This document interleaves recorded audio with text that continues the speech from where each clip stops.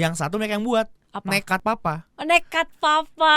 Sama A-nya diubah Iya. doang. That's very smart for me gitu. Karena waktu gue, jadi itu organically happen karena waktu gue VO pagi. Pagi. Kalau udah siang dikit, Ice tea. Ice tea.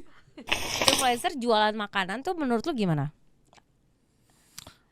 Ditambah, gue tambahin dikit ya, banyak banget nih influencer lain di luar sana jualan terus tiba-tiba hilang. Kemana ya brandnya ya? Anda hanya ingin duitnya saja kan? Halo guys, gue Will Ghost dan gue seorang content creator dan juga business owner. Dan hari ini gue bakal ceritain gimana Nekat Papa bisa viral. Hari ini kita akan ngobrolin restoran yang sempat viral tapi dapat review yang jelek. Siapakah dia? Jangan lupa ditonton.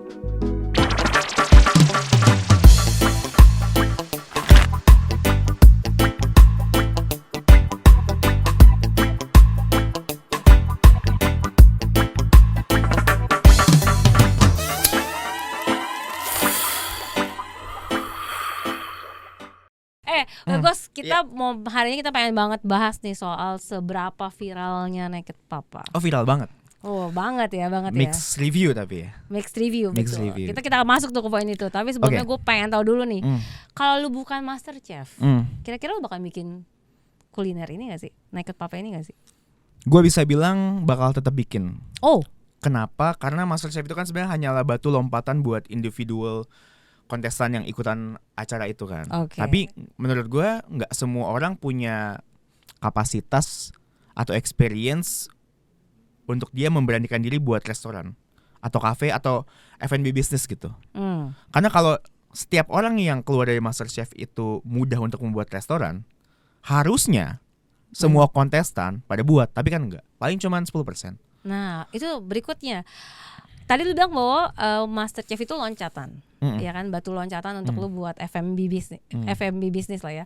Tapi kan setelah lu keluar dari master chef itu masih lama tuh sampai akhirnya lu buat Naked Papa, benar gak? Betul, lama banget. Nah, itu apa alasan lu akhirnya membuat Naked Papa?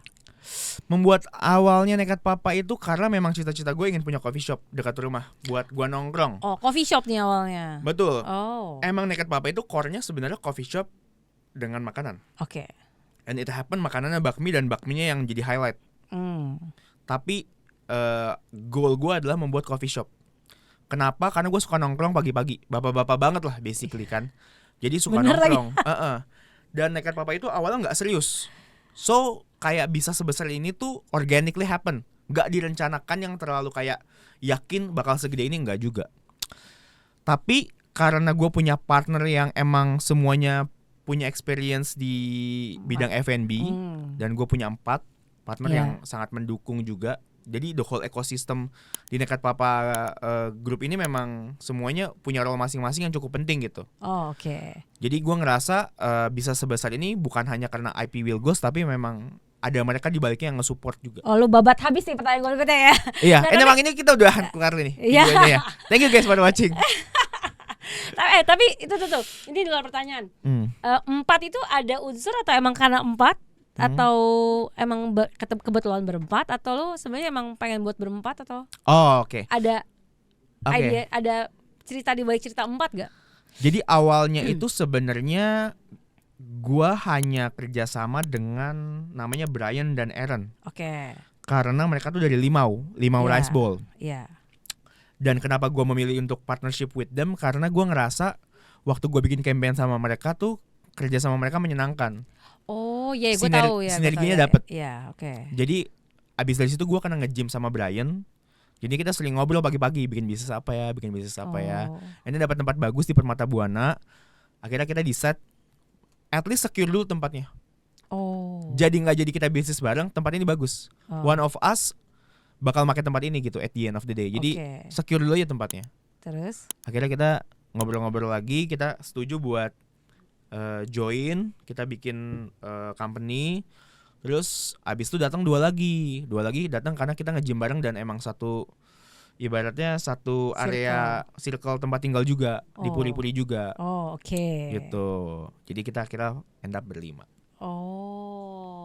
Oke. Jadi sebenarnya awalnya cuman iseng-iseng dari nge-gym dan pernah kerja bareng sebelumnya. Terus jadi seserius itu. dan sebesar itu Tuh, akhirnya. jadi menarik tuh sebenarnya pertanyaan tim gua. Sebenarnya viralnya tuh karena viral atau gimmick marketing sebenarnya. Jadinya kan tadi lu bilang iseng terus jadi viral. Viralnya direncanain nggak? Viralnya nggak direncanain. Karena gue ngerasa mungkin karena ini sedikit, kalau kalian melihat gue narsis dengan Flexing IP, lah, flexing nggak apa-apa. nggak maksudnya Oh, ya? tadi intinya gue nggak mau narsis, cuman menurut gue salah satu faktor besarnya adalah si IP Will Ghost ini. Oh. Iya, oke. kenapa? Bukan karena mereka ingin nyobain, tapi some of them ingin membuktikan bahwa makanan Will Ghost biasa aja. Oh gitu, wow. Menurut gue begitu. Karena gini. Oh jadi haters yang datang? Enggak juga, haters Nggak. and fans. Oh and fans. Mostly fans. Oke. Cuma kan beberapa orang kayak anjing makanan Will Ghost nih. Maksudnya dia udah keluar MasterChef, sekolah di Cordon Bleu, bikin konten masak bertahun-tahun. Saatnya dia buka restoran, mungkin itu waktunya akhirnya kayak publik bisa nyobain kreasi gua gitu loh.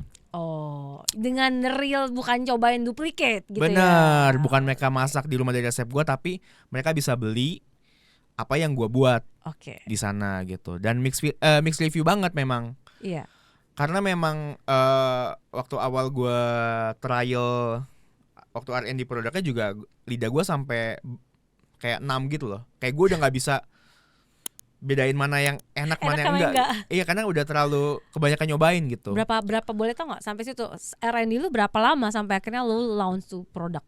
R&D nggak lama. R&D paling cuma 2 minggu doang. Tapi karena gue ngerasa kayak lu mau R&D sedalam apapun, at the end of the day lu bakal adjust dengan keinginan market. Oh. Jadi gue udah tahu momen itu gue nggak mau nunggu kelamaan. Oh, okay. Dan yang ngebuat viral adalah semua perjalanan dari awal sampai akhir ke titik gue opening dan lanjutan segala problem dan drama di F&B itu gue jadiin konten. Nah itu yang ngebuat mungkin orang ngerasa oh journey-nya dia ngikutin nih. Jadinya dia ingin menjadi bagian dari journey tersebut. Itu yang gue rasain gitu. Jadi sebenarnya mungkin IP-nya Will Ghost yes, tapi most important itu nggak cuma IP-nya doang, tapi kayak lebih organic kontennya yang ngebuat orang jadi penasaran, ingin tadi yang lu bilang menjadi bagian dari journey-nya tersebut gitu. Oh, jadi dia pengen tahu, gue pengen gue bagian dari Naked Papa nih berjalannya sampai besar gitu. Bener. Gue pernah lihat dari dia gitu ya. Bener. Oke, tapi sebelum gue pertanyaan, tapi ke situ tuh sebenarnya kan perjalanan lu kan ngontenin semua ya, termasuk dari masa lalu sampai akhirnya banyak customer juga yang protes gara-gara antriannya panjang terus dan nggak dapat makanan. Yeah. Nah sebenarnya konten yang lu buat itu idenya sengaja muncul, lu jadiin konten atau lu tiba-tiba aja by glimpse gitu kayaknya gue, atau emang dari awal pas lu mau buat ini lu udah punya konsep bahwa gue harus buat ini jadi journey gitu? Yang tadi lu semua mention itu semuanya ada bagiannya. Jadi emang ada yang udah gue plot kontennya, gue udah tahu journey-nya bakal kesini. Ada yang spontan uhuy juga. Karena kejadian memang momennya spontan. Ada juga yang itu cuman 2 itu doang deh. Oh tapi sebenarnya kayak permasalahan dapur lu itu pas lu buka ke publik itu uhuy atau? Uhuy. Itu yang uhuy. Nah pertanyaan gue kenapa tiba-tiba lu udah gue munculin aja deh dan lu belak-belakan kasih tahu ke orang ada masalah apa? Itu kenapa? Karena menurut lu itu akan hit atau get the empathy or apa? Menurut gue setiap sesuatu yang jarang ditunjukkan di industri tersebut, ketika lo tunjukkan orang bakal kayak penasaran. Itu karena ya. Gak banyak yang nunjukin. Ya, jadi karena tidak pernah ada atau jarang gitu ya? Dibahas gitu kan. Dan ketika dibahas orang lebih kayak karena dia belum tahu. Gitu. Ternyata gitu ya, benar juga sih. Benar. Ya kan kalau udah tahu pasti udah di skip aja dan akhirnya nggak masuk ke hitungan algoritma dan akhirnya nggak viral gitu lah. Tapi dari semenjak uhuy lu yang itu seberapa banyak orang yang datang? Makin banyak atau? Gue bisa bilang sampai sekarang konsisten sih. Oh gitu. Jadi memang awal kita viral itu 3 bulan itu benar-benar bikin pusing kepala. Karena jujur tempatnya memang gak gede. Dan gue nggak bisa ngehalangin orang buat nggak datang ke tempat gue juga. Nggak mungkin. Iya betul. Tapi jujur gue juga nggak bisa ngasih bangku terlalu cepat karena memang penuh gitu kan. Nah sampai sekarang juga kurang lebih seperti itu. Cuman antriannya udah nggak se-painful dulu. Tetap ada antrian, paling cuman kayak maksimal 10 nama. Itu turun atau? Turun. Orangnya turun yang datang? Turun. Tapi tetap secara numbers fantastic banget. Bahkan maksudnya gue udah keliling investor kanan kiri, menurut mereka numbernya fantastic banget. Sampai kayak ya mereka sendiri nggak mampu buat absurd. Ya mereka nggak mampu buat bayar Naked Papa gitu. Karena angka ininya organiknya bagus banget. Ya jadi intinya ada ya? beberapa investor datang buat nawar kayak gue mau beli Naked Papa dong gitu. Ya Ayo, segala kesempatan gue mencoba untuk denger dong. Dan numbernya gue kasih sekian. Emang ini realnya. Semua gue buka laporan keuangan, PNL semua gue kasih lihat. Emang ini, this is the number and it's real gitu. Dan harga jual segini kalau lo mau beli gitu. Dan gue nggak mau lo masuk 20% atau 30%, gue nggak mau. Gue maunya lo bayar 100%. Terus? Gue kerja buat lo 2 tahun. Gue hitung post value. Karena kita emang upcoming ada 2 store lagi buka. Jadi total kita punya 3. Dan dua-duanya 3 kali lipat lebih besar daripada yang di Permata Buana. Oke. Ya, nah gue mau itu dihitung. Investor nggak mau. Jadi my homework sekarang adalah ngebuat that number yang di Perbun happen twice bigger di 2 cabang berikutnya. Karena mereka belum mau karena belum tahu juga ya 2 cabang berikutnya. Bener. Seperti apa ya? Bener. Dan itu challenge buat gue. Homework buat gue to make it happen. Kita tunggu. Tapi berikutnya makanan ini kan sebenarnya Naked Papa kopi. Ya udah dong, itu oke lah ya. Tapi kan di situ ada makanan yang basically non halal. Apa yang membuat lu berani untuk mengambil keputusan bahwa lu mau jual makanan non halal di tengah segmen Indonesia? Ya mungkin kalau Puri beda hal nih ya. Tapi kan sebenarnya yang tahu Wilgos kan nggak cuman orang yang bukan non halal nih makanya gitu. Nah itu kenapa lo akhirnya memilih masuk ke market makanan non halal? Pertama karena gue melihat location awalnya itu adalah di lokasi, ya, Jakarta Barat. Okay. Which most of them can eat pork. Yep, betul. Jadi ya that's the main reason basically. Cuman kalau kita mikir panjang itu kan kayak bakal menahan gue buat ekspansi lebih luas. Bener, karena emang nggak secara majority kita pemakan ayam gitu. Kita mostly Muslim. Iya. Iya kan? Iya. Lu susah banget tuh mencari katanya tadi. Iya. Jangan sampai saya kena masalah. Oke, terus? Nah, dari situ akhirnya kan kita nggak expect bakal segede gini Naked Papanya. Yes. Once udah besar kayak gini, akhirnya banyak banget yang request kapan bikin yang halal, kapan. Oke. Terus? Nah, jadi 2 cabang berikutnya itu kita buat satu yang halal, satu yang tuh tandain guys, tandain ya. Jadi terus? Kenapa akhirnya kita buat yang halal? Karena requestnya banyak banget. Banyak banget. Okay. Nah, yang halal ini lucunya itu namanya itu mereka yang buat juga. Jadi lu akan ganti nama? Enggak, nambah. Jadi gue ada 2 IP. Naked Papa. Yang satu mereka yang buat. Apa? Naked Papa. Naked Papa. Sama A-nya diubah doang. That's very smart for me gitu. Karena waktu gue, jadi itu organically happen karena waktu gue VO. Terus kan ada auto caption. Iya. Naked itu dia nangkapnya nekat. Bukan naked. Bukan naked. Jadi dia nangkapnya AI-nya nekat. Terus mereka bilang, bagus juga tuh namanya dibuat halal, buat yang halal dong gitu. Terus gue inspired by that comment. Jadi Naked Papa. Oke. Jadi akhirnya nanti end up yang halal namanya Naked Papa. Naked Papa. Oke. Sebenarnya sometimes ide itu nggak harus datang dari kepala kita sendiri ya. Bener gitu. Kadang kayak amazed banget dengan hal-hal yang terjadi secara organik. Cuman somewhat itu bakal works gitu. Iya.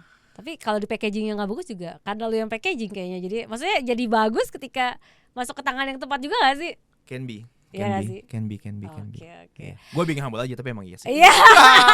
Gue lagi nungguin aja. Oke. Terus berikutnya Gos, kan sebenarnya lo as a influencer ya sebenarnya. Berat banget sih bilang influencer. Tapi iya kan?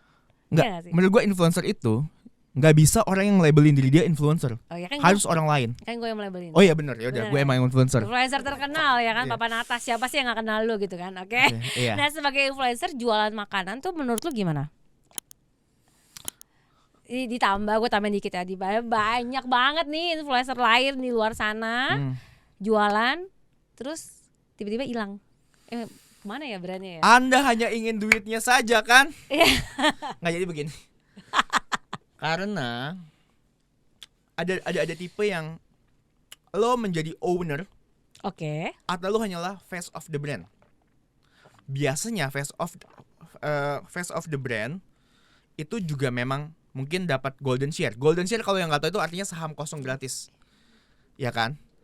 Yang biasanya ketika lo dikasih saham kosong gratis dan lo nggak taruh duit lo sendiri ke dalam company-nya itu, sense of belonging-nya itu nggak akan setinggi ketika lo nanam modal. Iya. Dan itu yang terjadi.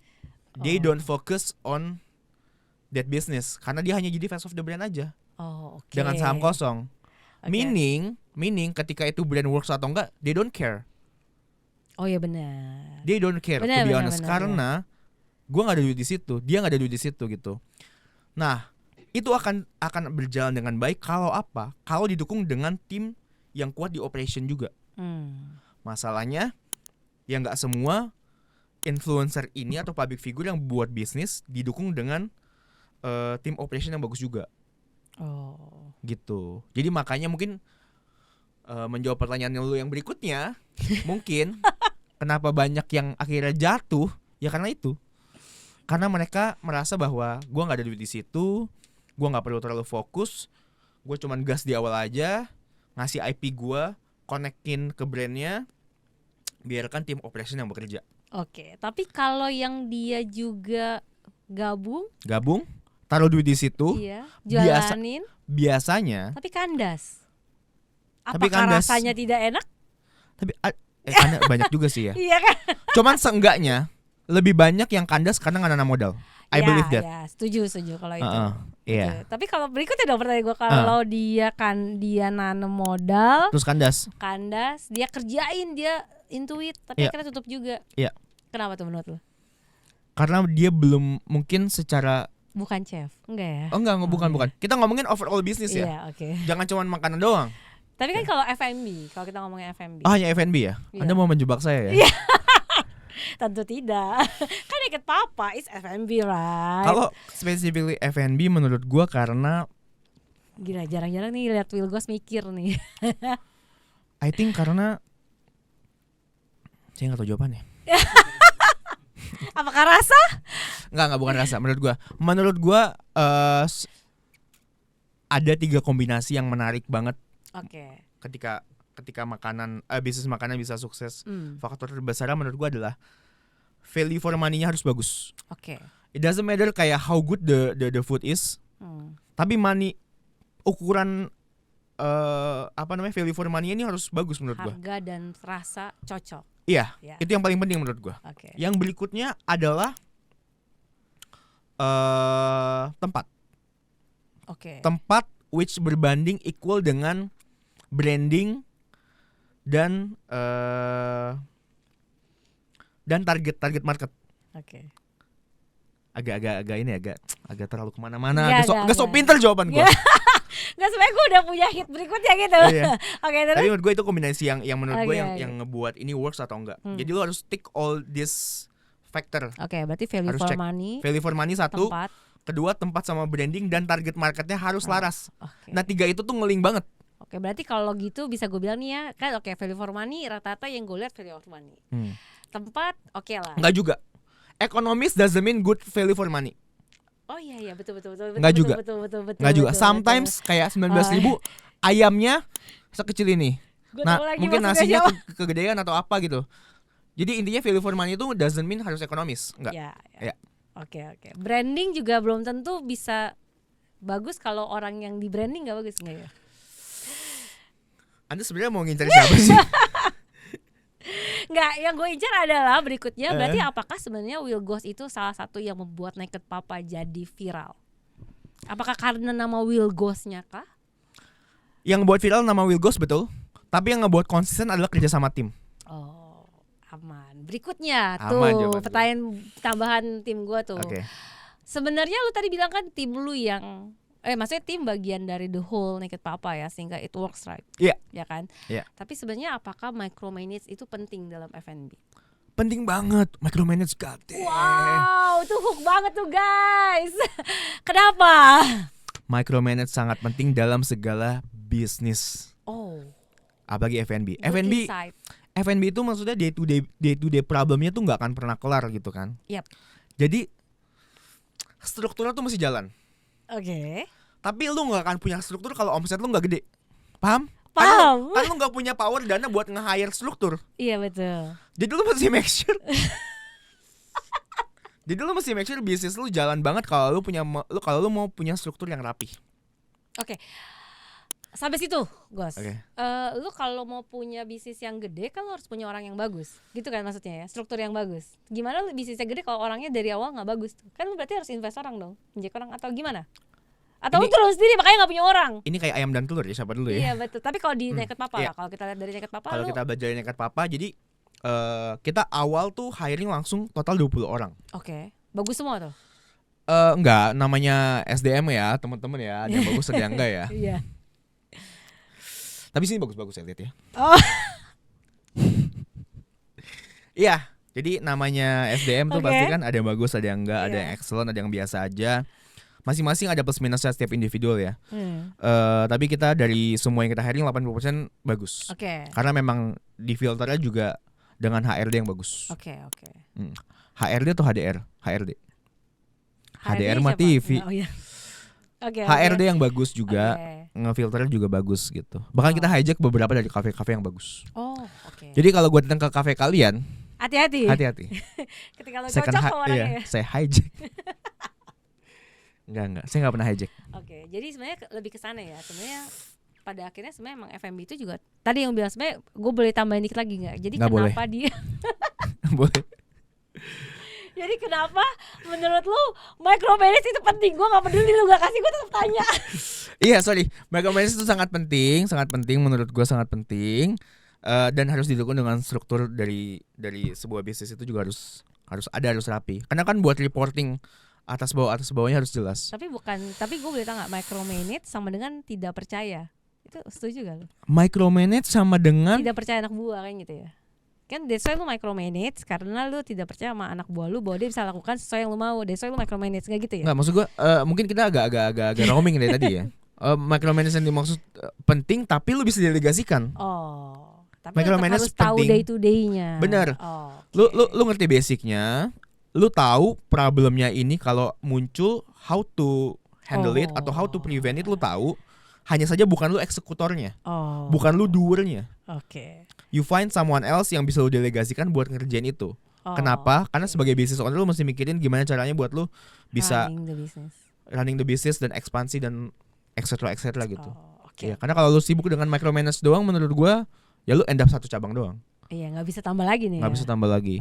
Sedangkan udah mau buka 2 berikutnya. Iya. Tapi gue juga bukan tipe businessman ya, atau yang di F&B especially yang ingin buka cabang sampai kayak puluhan, ratusan enggak. Capek ya bro? Bukan capek, karena menurut gue nilai exclusivity akan turun. Jadi gue hanya melihat Naked Papa tuh 5 maksimal di dunia ini. Di dunia? Di dunia dong. Kan gue gak mungkin cuma bilang di Indo. Iya betul. Betul. Karena memang saya juga gak mungkin buka cabang di luar negeri. Hanya buka di Indonesia saja. Maksimal 5 Naked Papa. Oh gitu. Emang sudah lo maksimalkan ya? Iya. Kalau yang nekat kemungkinan 10. 2 kali lipatnya. Tapi more than that gue gak akan melihat efektif. Karena ketika lo buka 50 cabang, sebentar saya potong. Boleh.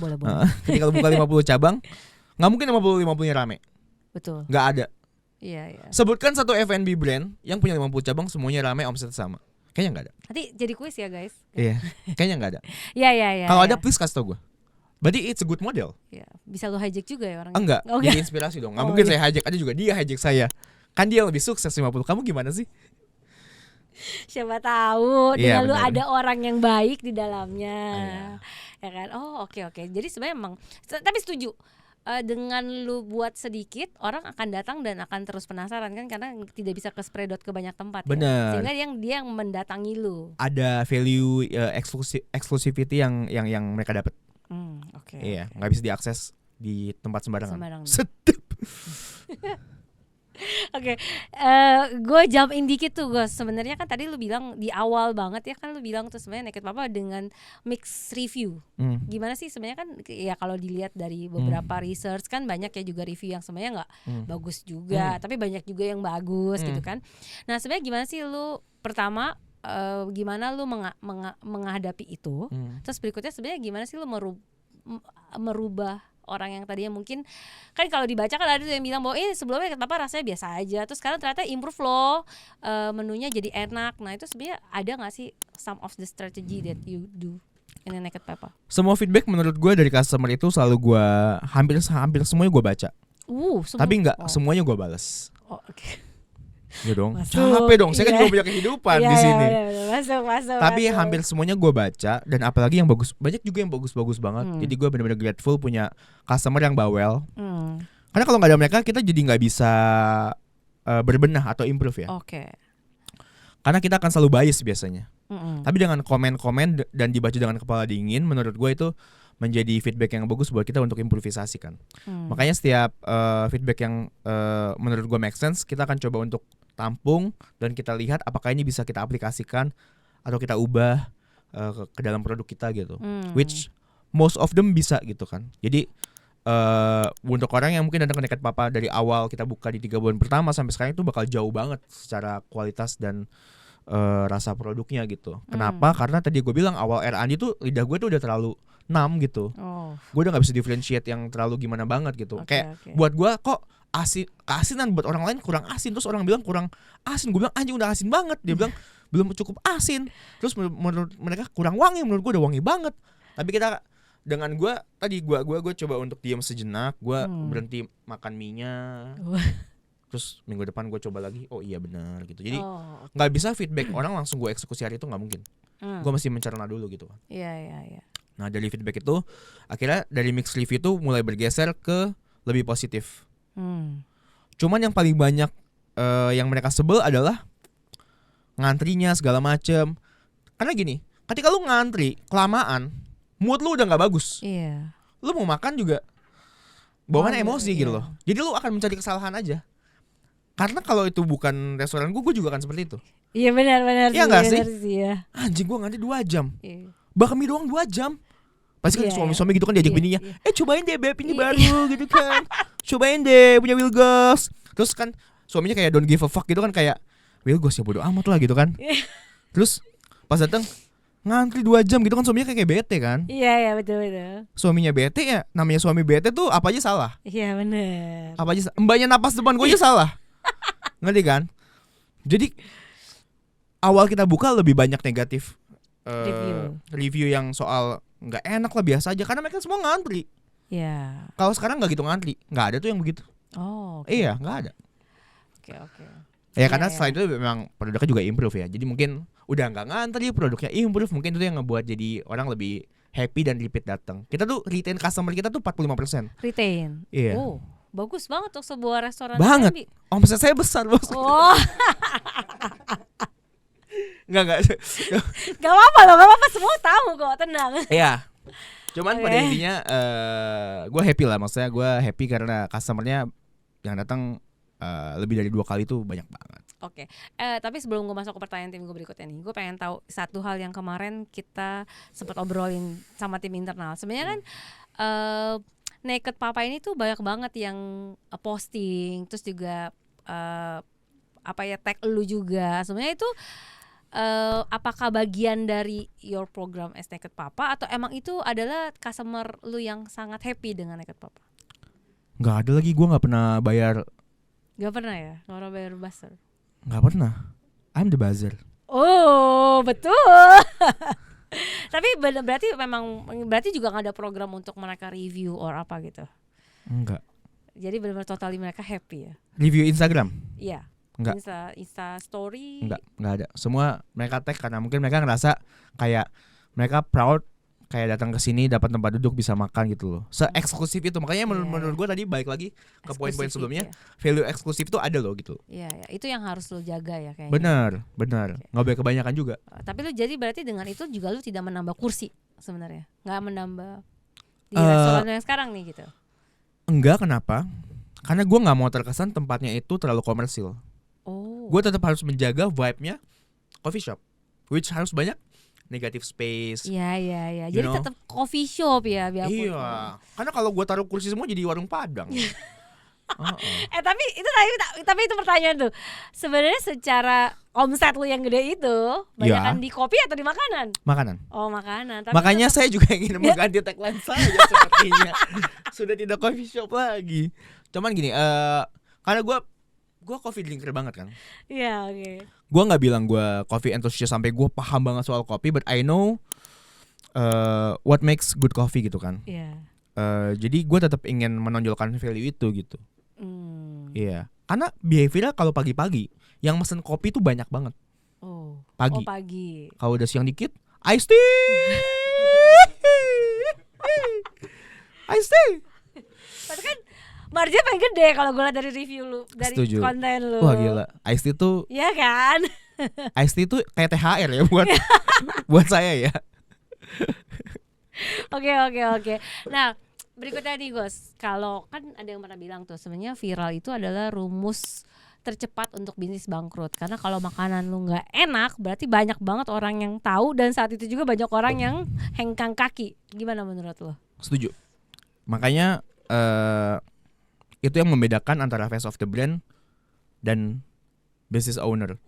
Face of the brand mungkin nggak akan terlalu pusingin gimana cara gue bisa improve atau benerin. Karena again sense of belongingnya nggak ada. Yeah. Tapi kalau lo business owner pasti lo bakal mikirin banget. Gitu. Okay. Jadi ketika itu bangkrut, yang perlu dipertanyakan adalah eksekusi dari awal concepting sampai finalize produknya itu memang kurang matang menurut gue. Kalau lu udah expect lu bakal rame, lu bakal viral, berarti kapasitasnya harus lebih dari yang lu udah buat. Karena lu tuh bakal viral di awal. Kayak gigit tuh sampai situ. Lu udah tahu lu bakal viral belum? Enggak. Nggak tahu. Makanya kita selalu improve setiap ada problem di hari itu. Itu yang konten lu buat, makanya karena harus dieksekusi langsung kalau yang emang udah major. Contohnya misalkan kalau udah ngantri buat mie bisa sampai 20 menit. Buat gua bakmi 20 menit tuh kelamaan. Kalau lu fine dining, I can understand. Karena terlalu banyak kondimen yang lu mesti di finishing. Bakmi maximum 10 minutes. Normally 5 minutes sudah harus keluar. Ya kan? 10 minutes lebay banget. 12 to 15. Itu udah menurut gue udah lebih dari itu orang bakal ngerasa kayak apaan sih bakmi doang lama gitu.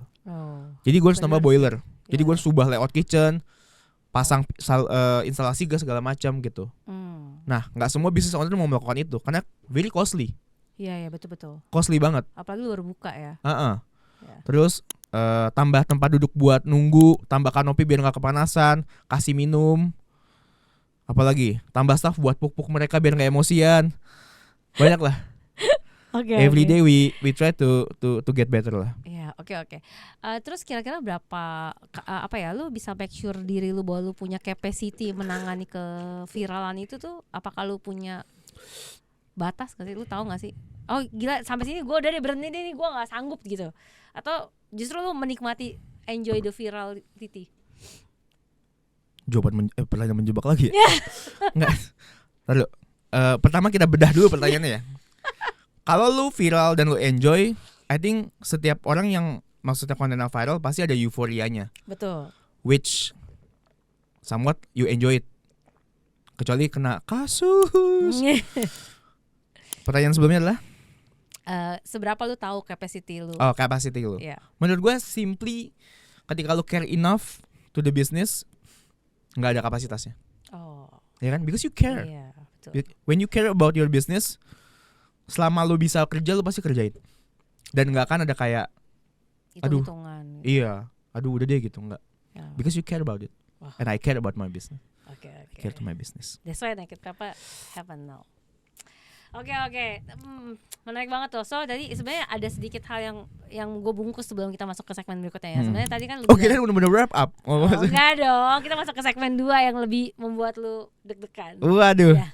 Tapi sebelum itu gue sampai situ dulu. Nanti sebelum di akhir ya. Tapi gue pengen, berarti sebenarnya tadi yang lu bilang sebenarnya Naked Papa itu pun sebenarnya secara viral tuh tidak bisa lu prediksi ya. Bener. Organically happen. Organically happen ya. Gini, kontennya viral, gue bisa predik.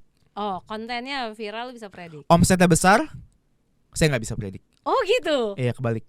Gua nggak predik omsetnya bakal besar. Oh berarti lu sekarang ketika lihat laporan pembukuan lu tuh masih tercengang-cengang gitu? Enggak? Masih. Oh masih. Masih. Oh. Masih. Masih ya. Masih. Saya sampai bilang ke diri saya bisa pensiun dini nih kayaknya. Oh wow. Padahal cuma satu store doang baru banget. Lebay banget gue enggak bercanda. Masih biasa aja sebenarnya. Bohong. Masa compare tuh di big F&B group masih baby lah. Still baby lah. Yeah. Still baby ya. But watch out. Ya. Oke, guys, kita masuk ke segmen kedua.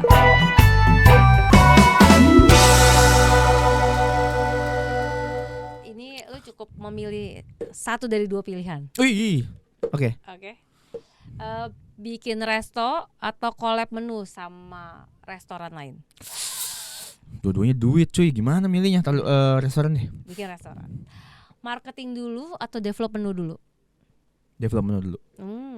Viral tapi cepat bangkrut atau nggak viral tapi susah dapetin customer? Gimana sih, nggak ada yang enak. Kata gue lu revisi deh pertanyaannya. Malu-maluin diri sendiri soalnya. Ya mendingan viral dan bisa konsisten banyak customer lah. Ya boleh deh, boleh revisi buat lu, boleh khususnya guys buat Wilgos ya. Kalian revisi deh itu. Oke, jadi influencer atau jadi chef? Content creator. Bisnis sama istri atau sama temen? Temen. Marketing bagus produk biasa aja atau produk bagus marketing biasa aja? Produk bagus marketing biasa aja. Oh, karena ada lu ya sebagai marketingnya. Oke. Suka bener lu. Iya. Ditipu partner atau cancel netizen terus viral? Cancel netizen terus viral. Iya. Di cancel netizen terus viral. Dengan di cancel. Saya sudah sering. Oke. Review bintang 1 di GAP atau di Gmap atau di komplain di sosmed? Komplain sosmed. Oh, kenapa? Ini menarik nih sampai situ tuh. Ini terakhir ya tau gue guys ya. Ini kenapa tapi? Karena kalau komplain di sosmed itu nggak efek apapun. Oh. Serius. Oh gitu. Kalau di Google Maps tuh orang begitu nyari ratingnya udah kecil, orang udah malas datang kayaknya. Oh, jadi lu sangat mementingkan. Tapi nggak juga sih. Oh, nggak juga. Maksudnya penting, dua-duanya penting. Cuma kalau harus milih kan. Iya, betul. Mendingan dikomplain di Instagram aja. Iya, kalau apalagi Instastory ya hilang 24 jam ya. Sebenarnya gini loh. Maksudnya review jelek itu bukan berarti kayak bad for the business, nggak juga. Kalau lu tahu lu yang bener, ya lu cukup kayak declare dan atau klarifikasi sih. Oh, iya. Iya benar-benar daripada lu harus tetap ngotot gitu ya, mendingan ya. Iya. Gitu ya. Oke. You do you lah. Kalau lu tipe people pleaser dan sorry kak, sorry ya kak, ini ya monggo. Maksudnya bukan berarti gue nggak people pleaser ya juga, cuman ada batasnya kan. Iya, oke. Iya. Maksudnya lu can please people, cuman jangan sampai diinjek-injek juga. Oke. Iya. Oke, berikut ini kita mau closing nih. Sebenarnya gue mau tahu dong. Sebenarnya tadi kalau bilang bahwa Naked Papa kan pengen buka lagi, ada Naked Papa juga. Sebenarnya kira-kira ini pertanyaannya gue nggak tahu lu benci atau enggak. Tapi Naked Papa mau bertahan berapa lama rencananya? Ini sesuatu yang nggak bisa gue jawab. Kenapa? Karena again startnya aja Naked Papa itu gue nggak expect bisa sebesar itu kan. Jadi gue nggak bisa predik juga kapan dia slowing down gitu. Cuman namanya business owner pasti berharap dia selalu bisa konsisten. Oke. Which kalau selamanya impossible lah. Oke. But at least buat 10 tahun mungkin bisa. Minimal Karena maksudnya itu dulu ya. Karena menurut gue produknya juga bukan produk yang trendy. It's a comfort food yang menurut gue udah jadi culture-nya orang Indo, makan mie. Yep, ya betul. Kan? Karbo, jadi menurut gue selama guanya juga maintain IP Wilgos-nya, soul gue masih di bisnis, I think masih tetap jalan sih. Hopefully. Oke. Terakhir dong Gos, boleh bantu nggak teman-teman influencer nih kalau ada yang mau bikin F&B, ada saran nggak sih lu buat mereka? Put your fucking soul ke dalamnya. Oke, good. Yes, itu yang penting sebenarnya itu ya. Yang penting lu punya passion di dalamnya. Bener. Ya. Lu punya hati, lu ada hati iya. Dalamnya lu taruh, menurut gua bakal jalan. Oke. Karena kalau lu udah nggak ada hati, lu nggak akan punya waktu dan energi buat fokus ke sana juga. Ya, nggak peduli juga gitu ya, mau jadi apa juga terserah You don't lu care. deh gitu Iya, ya. Oke, menarik guys. Oke, sekilas itu tuh obrolan kita sama Will Goss soal gimana sih caranya Naked Papa viral. So, jangan lupa ditonton YouTube-nya. Thank you ya Will Goss Thank for you. the time. Thank you for your team for having me. Thank you. Cut.